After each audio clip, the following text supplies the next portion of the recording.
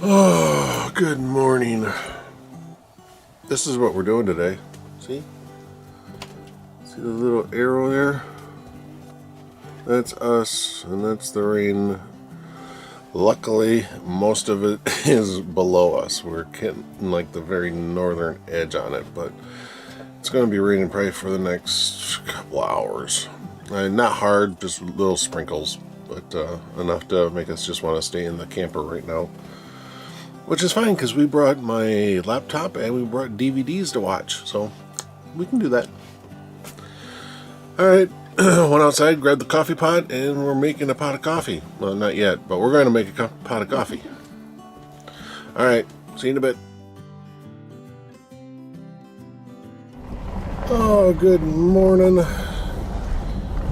It's actually been a very slow morning as far as I'm concerned. It's you know, we've been sitting around the camper, just staying in. It's kind of been drizzly this morning. We've been up for 2 hours already.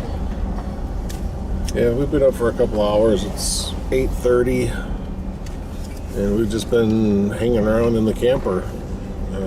Like I said, it's been kind of rainy and drizzly. But we're going to go to a lodge, the Douglas Lodge. Sorry, the Douglas Lodge. It's the Joseph Bauer Visitor Center. Yeah. Okay. Did you guys get all that? I suck with names. But I was just asking Jen, I go, what time does it open? Yeah, it's 8:30. Does it not open till 9 or 10? You know, are we going to get there way early? I don't know. Serve breakfast. They're probably open. Yeah, they have a restaurant there, and as Jen said, they serve breakfast and stuff. So they've probably been up since, or open since like 6 o'clock or something. All right, I need to put this down and drive.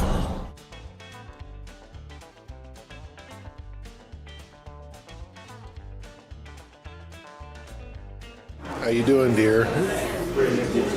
Thinking I want to trade you this for a piece of toast. All the rest of your food for a piece of toast. All of that for my little piece of toast. Are you saying you're getting full? Yes. Okay, Jen's paying our bill just back there, so there's a little bit of an area around here, a little foyer or whatever you want to call it. So let's take a look around. This is the Douglas Visitor Center. Found out that he was some to-do in the government, but the lodge is actually named after him because he helped start and preserve the natural wildlife in parks and stuff like that. So yep. Some dinnerware here. They got old phones like these, like all over the place. They were over at the other visitor center that we were at yesterday. A table with checkers on it. A roll top desk. It's kind of cool. And yeah, I mean this whole room is really kind of period based. They got a couple of ceiling fans going, so it actually feels nice in here. I can imagine what that fireplace would be like in the winter. I'm sure it would be roaring.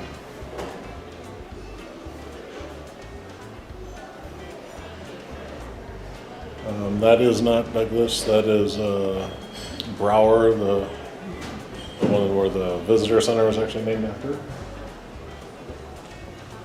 I think in my video yesterday when we were going up to the visitor center, I actually said Bauer, but it's Brower, B-R-O-U, or B-R-O-W-E-R. Yep, just very rustic in here. It's nice, I like it. Okay, so we're coming out of the Douglas Lodge, and we're gonna walk down and take a look at the where they do the launches for the boat tours. You can actually take a boat tour around Lake Itasca. So we're just going to walk down there and see what it looks like. Alright, there's a fishing pier down here, and oh wow, that's a cool looking boat over there. I'll show you that in a minute. But let's just walk out on the fishing dock here and look over the lake.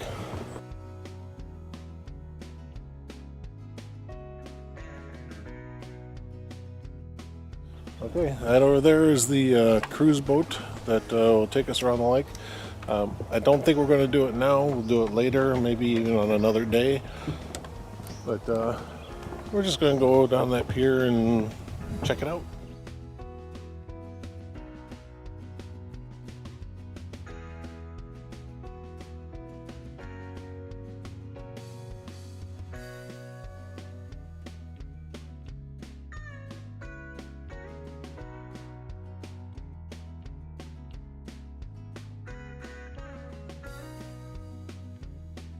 I'm not waving again.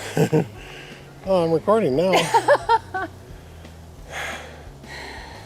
We walked down to the boat tour thing. And there's a lot of stairs to get down there. Down is not the problem. Yeah, coming up, it sucked. We're both a little winded. Of course, she's got her asthma problem, so it's also a little damp this morning from the rain. So I'm sure that's affecting you. A little bit. Whew. So we'll sit here and get our lungs about us, and then we'll go over to that visitor center that was just across the way. Gift store. Gift store, sorry. This is supposed to have different things than at the Joseph Brower visitor center. So. And different from the Mary Gibbs site too. Yeah, I think the stuff here is going to be more geared towards the Douglas lodge here, so we'll see what they have.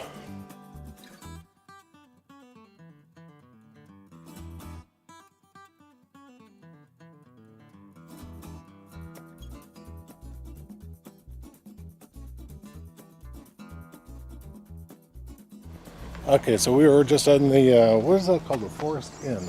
Okay, that's the name of the gift shop that we were just in.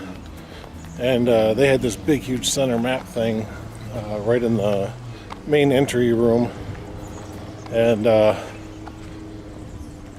as we were looking at what they had in the park, they have a Bison Kill Site. Well, you guys know I love the bison, so we are going to go check it out. Okay, we're still actually heading towards the Buffalo Kill Site, but there's other things down this one-way road that we figure if we're going down this road, we need to hit as many of the things as possible. So this one right now is the giant white pine. So it's supposed to be just a really big tree. Let's go find it. But this is the big white pine.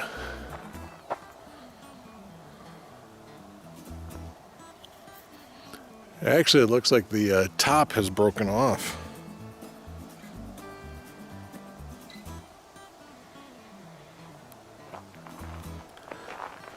Well, that's a good sized tree right there. I think it looks bigger in, sorry, I got flies buzzing around me. The trunk actually looks bigger in person than it does in that screen.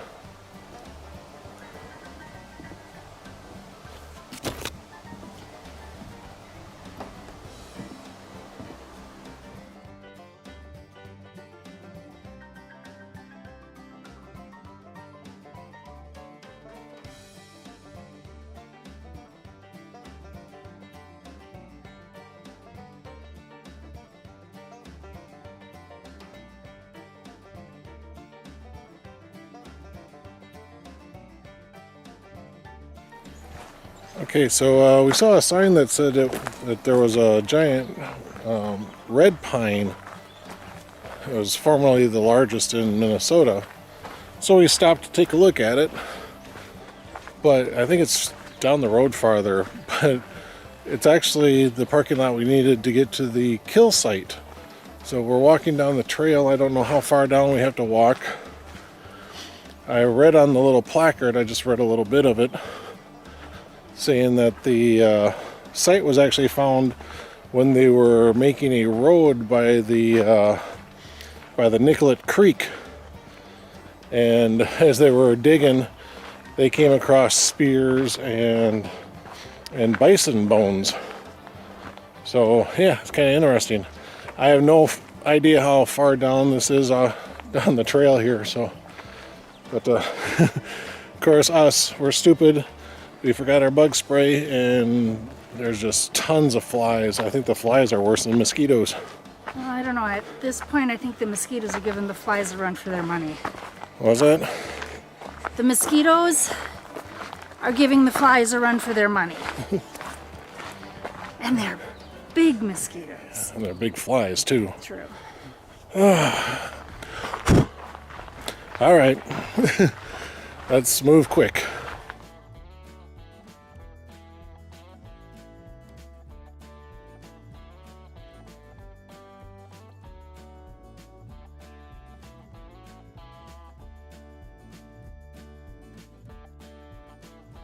So this is the giant red pine, formerly the biggest in Minnesota, but again, it looks like the top is broken off, and you know, age is happening to the trees. So but the weird thing was is that I saw no information on the buffalo buffalo bison, same thing, on the kill site. Now the trail did tee off, and we went walking down one side, and it basically just kind of looped around is all it did. And we couldn't tell if that circled around to show the Bison Kill Site or not, because everything is so thick. I mean, you can't see anything, so if it was, there's no evidence of it. So yeah, there's no signs or anything like that either.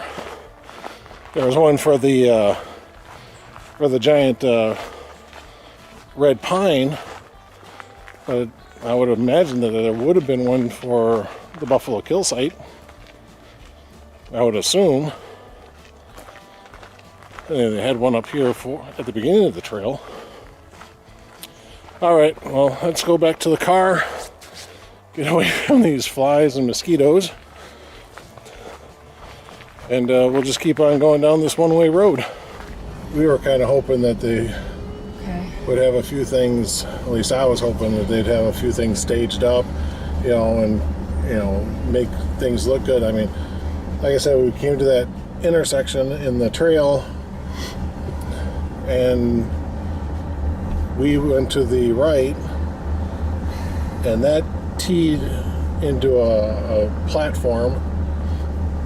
But you'll go out to the platform and you look over, it's just a forested area. You can't see anything. If that was the excavation site, there's no signs of it ever being there. Oh, Jen forgot to put it on her seatbelt. Alright, well, we're going to keep on moving down, and I think right now the only other plan for the day is going back to the headwaters? Maybe not today, but we're going to do this. We decided that we're going to do a dead day today. Okay. So we went to the Bison Kill Site, which was kind of a letdown. We're going to go to the Pioneer Cemetery and then the Indian Mounds. So it's going to take us a while to get out of here. So we'll just sit here and enjoy the woods. All right, see you guys later.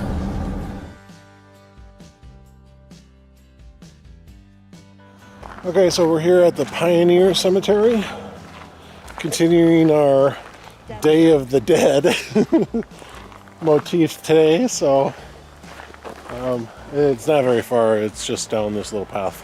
Okay, it looks like the site is pretty much all just fenced in, so people don't go in and disturb the grave sites. Hopefully we can get a decent look at all of them. Okay, let's see who's here.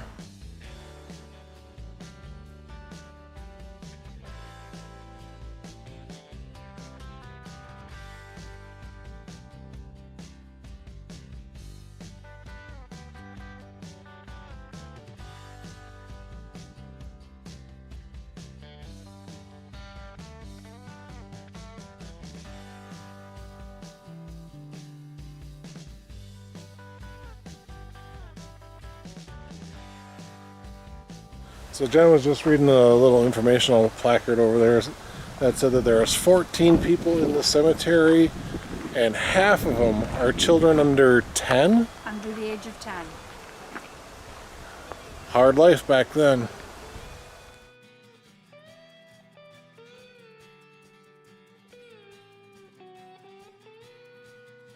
Well, there was a couple of grave sites on the, I guess if you're coming in, it'd be on your left. But one of them had fallen over. I can't read it. And another grave site actually does not have any type of a headstone to it, so we have no idea who's there. It's on the plaque. Oh, on that plaque there? Yeah.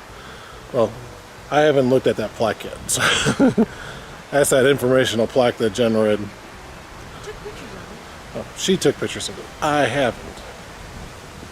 So now we're going to go down the right side and see. I think there's only like one or two down here.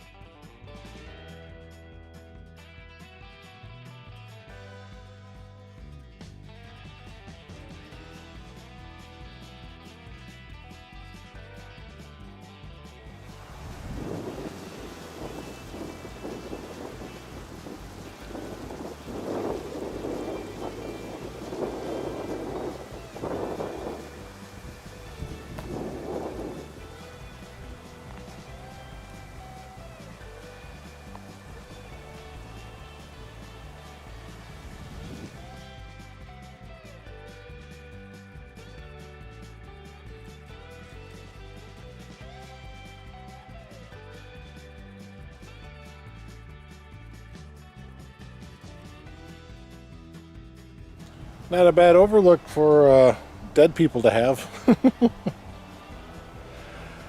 Alright, let's go to the Indian Mounds. I stopped to take a couple more pictures of some of the tombstones. I finally was able to get a good angle on them so I could, get something off of them. I turn around, Jen's halfway to the truck. Alright, let's go. Okay, we've arrived at the Indian Mounds. There's what, maybe a half mile or so down the road from the Pioneer Cemetery. So let's go see some Indian Mounds.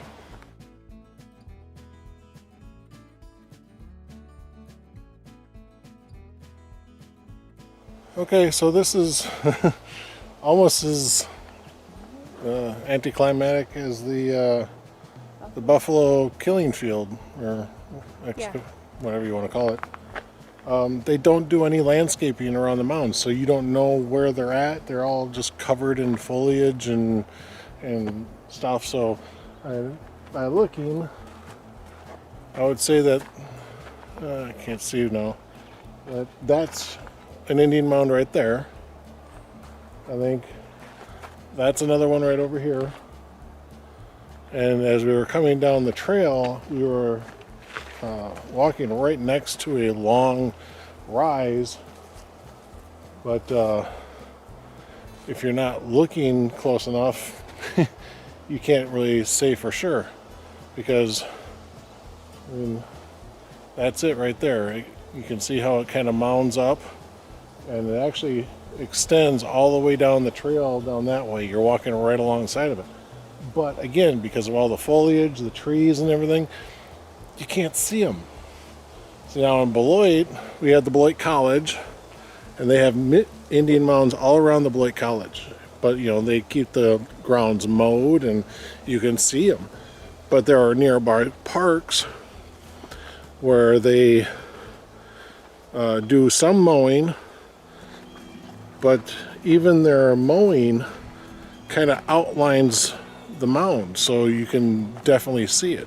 They might let the grass grow a little bit taller on that mound just to identify it, because the mounds around us, some of them actually have animal themes to them. You got birds and turtles and stuff like that. Where around here, you just can't see it. I mean, I'm walking right next to it. It's right there. This little clump going down to the ground, that's the mound. And it's maybe 3 feet high. But again, you just can't see it. It's still there.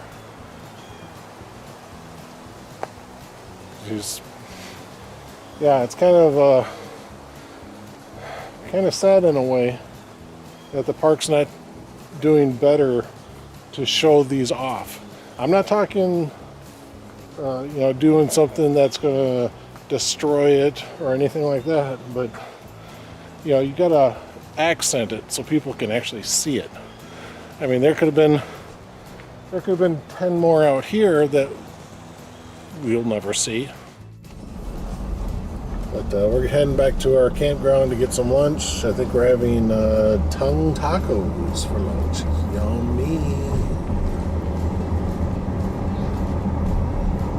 And then after lunch, we might do something. We might go to Preacher's Cove. But we've kind of made a list of things that we want to see while we're here. So I think we've seen almost half of them now. But we'll see what happens after lunch. So all I'm having to do is just reheat the tongue. We cooked it back home already, so I just got to heat it through is all I'm doing. A little bit of oil, just dump it on the skillet and heat it up. And did you bring any cilantro? No. I have pico de gallo. There's cilantro in there. Okay. We're actually really starting to like this electric cooker. I mean, it's great. It really is.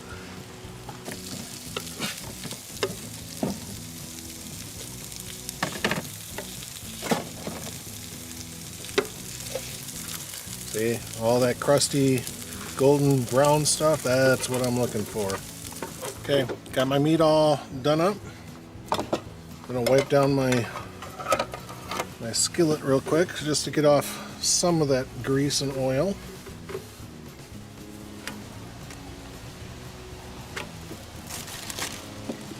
Do you want soda to drink for lunch, or do you want some? I can get 3 on there. Oh, look at that. So I'm just gonna leave these on here just until they start getting warm, then I'll flip them over. Same thing, I don't want to fry them. I don't want to turn them into crackers. All right, let me show you how to put together a tongue taco. If you're using corn or flour tortillas, no, these are corn. These are corn tortillas. White corn. You need 2 of them because they're too soft. You can do one. No, you can't. It's a little trickier, but you can do one.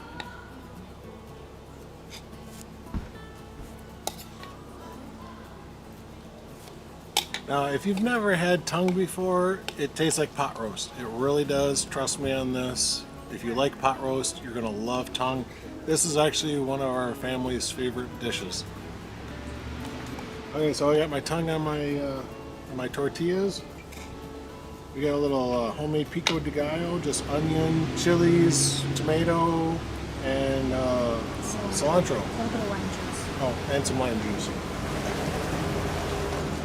It's jalapeno.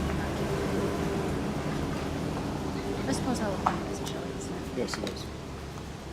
We also go with an authentic Mexican cheese. It's Queso fresco. queso fresco.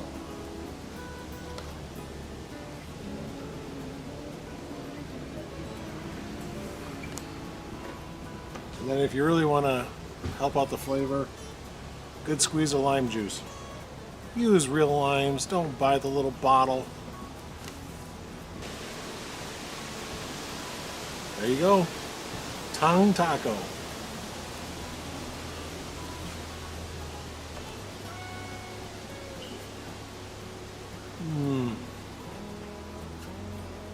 The tongue is nice and tender. It's not chewy, it's not dry.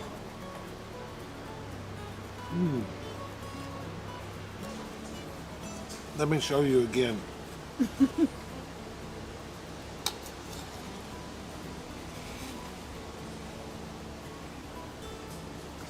I'm actually going to overload my meat this time.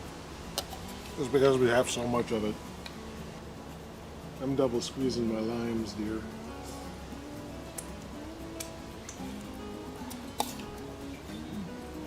I was going to make a comment about Charmin, but I don't think the kids of nowadays would get that joke.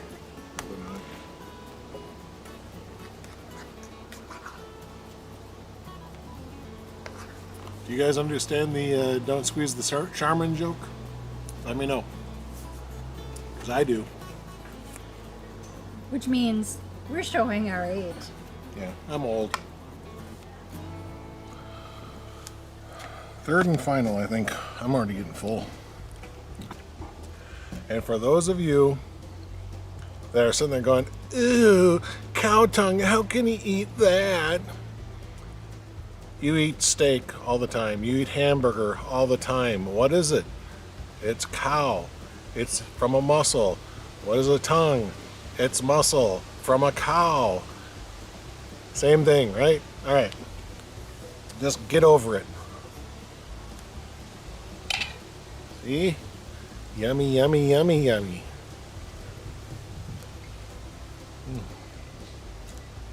I'm serious. It's awesome stuff. Try it.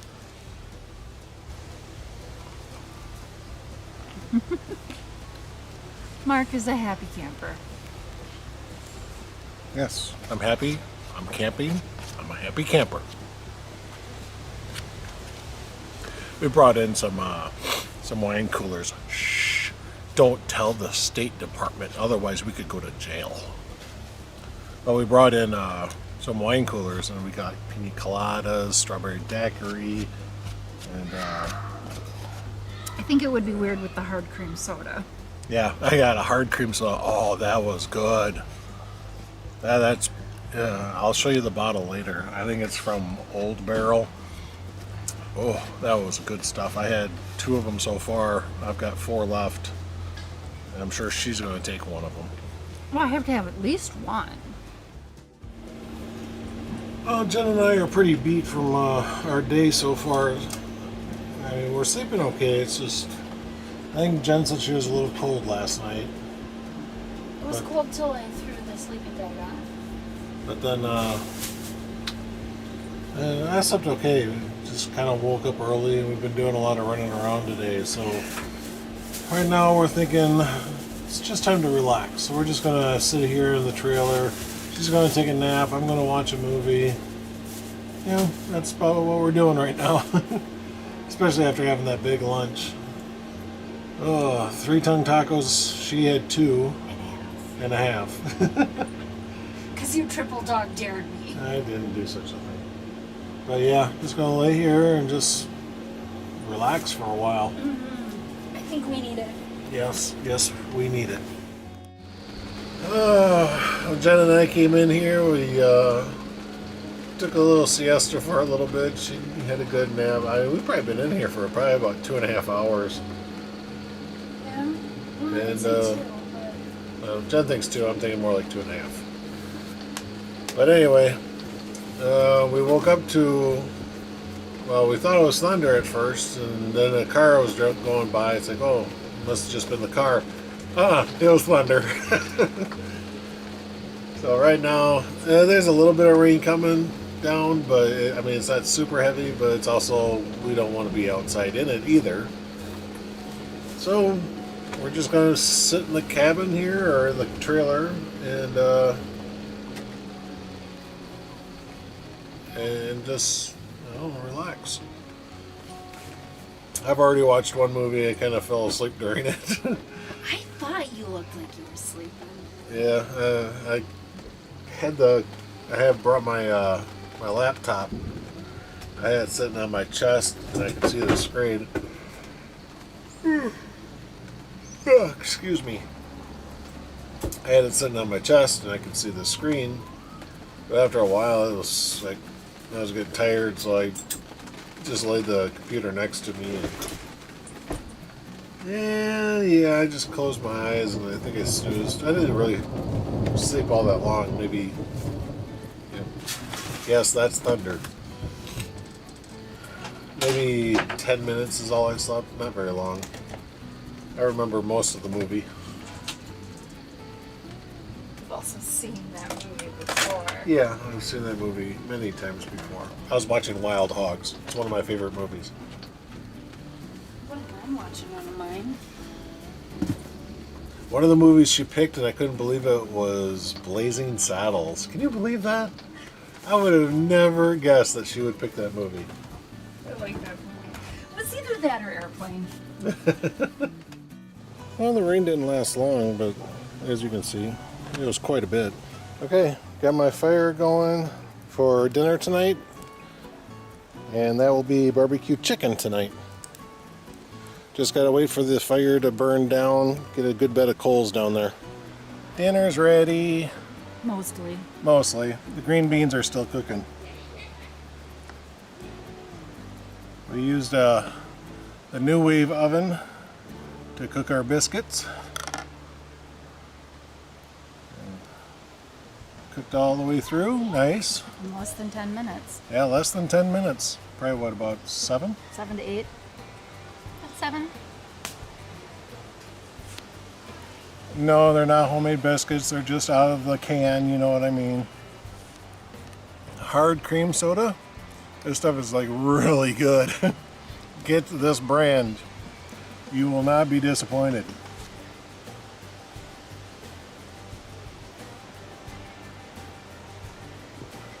Little Miss Dainty cutting her barbecue chicken with a knife and fork.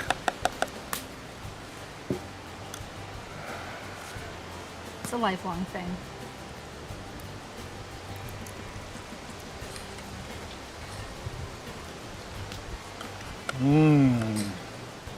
You know, typically I don't like Sweet Baby Ray barbecue sauce. But I suppose if you're a good enough cook, even that will taste good. Plus I used a pretty good seasoning on the chicken first. Am I wearing some? Mm-hmm. Yeah. That's how you know you're good. On both cheeks. On both cheeks.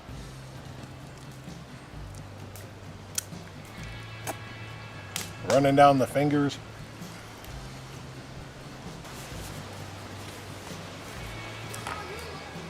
I do feel like there's a chocolate note in here.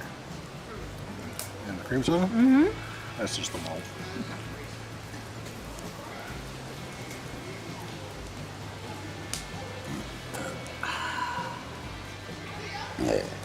Ooh.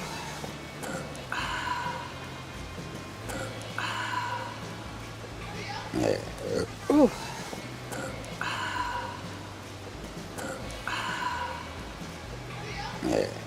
Ooh. Ooh.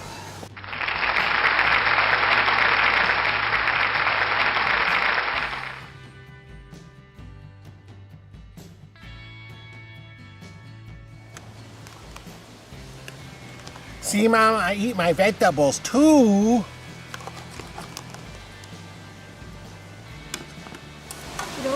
I'm going to get some hot water going for dishes. I get going on dishes. So we just finished eating. Already did up all the dishes. And all the dish towels and rags all hung up. So now it's time to sit back, have a wine cooler, and just watch the fire for the rest of the evening. Fire's going pretty good. Time to roast marshmallows. Did you notice I got the big ones? Yeah, I noticed. Look at the size of that marshmallow. Ah! Now, I'm actually kind of a whiz at roasting marshmallows. My kids always had me roast theirs, so I know several ways to do it. My favorite way is actually lighting the damn thing on fire. You get the char, the crunchy char on the outside, a little soft, and then a solid core. Or you can finesse it and basically just melt the whole thing inside and out. And then just get a little golden brown on around the outside.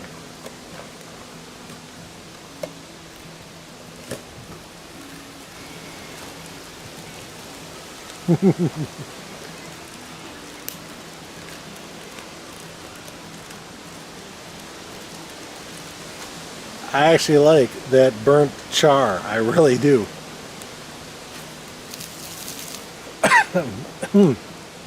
Hot.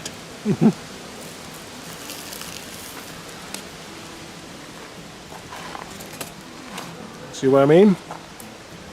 Nice gooey center. Char on the outside. But yet the very, very center part of it is still actually solid marshmallow.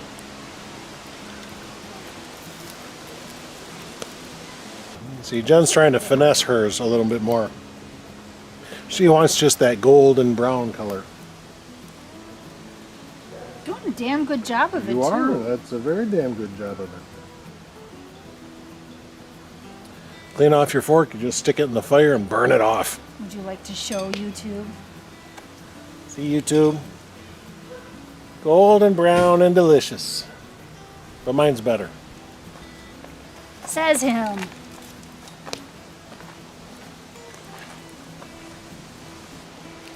She's actually making a s'more. With these jumbo marshmallows, it's not working really well. Look at that. Huge piece of marshmallow, little chocolate, and a little graham cracker. Hey, I put half a Hershey bar on there. All right, wait. I want to see you take a bite of that damn thing. All right, come on.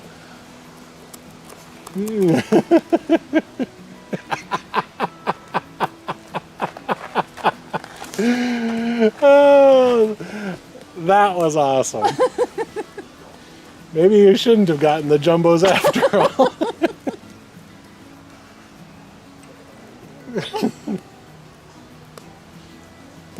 You got a big splotch of it on you. I'm sure I do.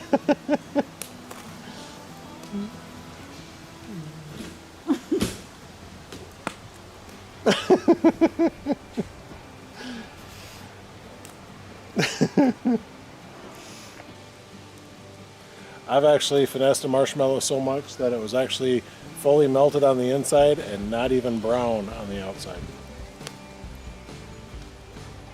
Jen was telling a story about, we think it's one of her cousins. Her idea of roasting a marshmallow is putting it on the fork, sticking it over the fire, pulling it back out and saying, okay, it's done. She was also 10 at the time. Want to grab me a graham cracker and chocolate? I'll make a s'more. Don't know why I'm stupid, but I will. Do you want the half a chocolate bar? You almost need it Yeah. for that big marshmallow.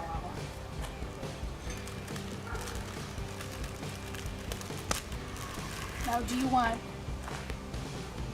2? You almost need it for the big marshmallow. That looks done to me.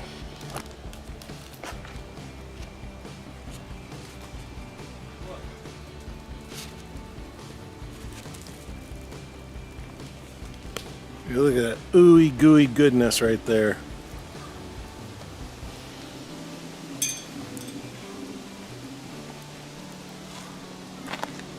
Put the chocolates on top.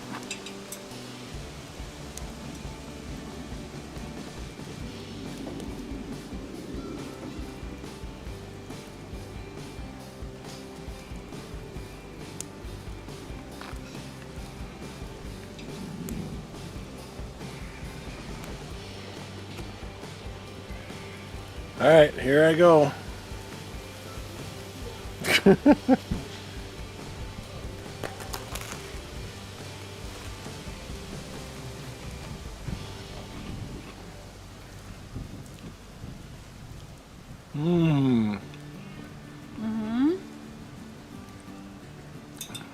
That's how you do it.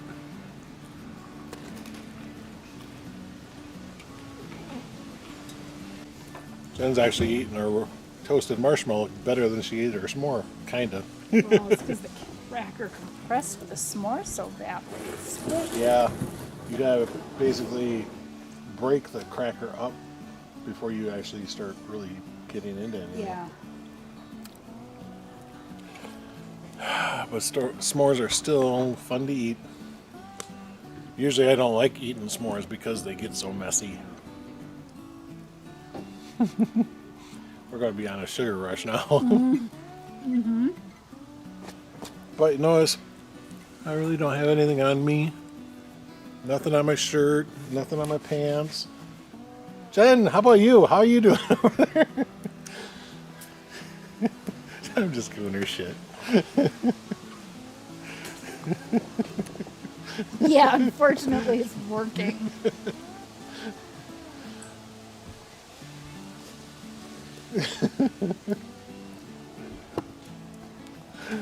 I love my life.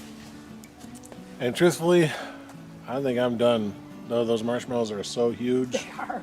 I'm done with them. I can't have another one. I mean, I'm type 2 diabetic. I'd be in a coma by morning if I eat another one. So, that's it for tonight. We're just going to sit back and enjoy the fire. I need another wet wipe.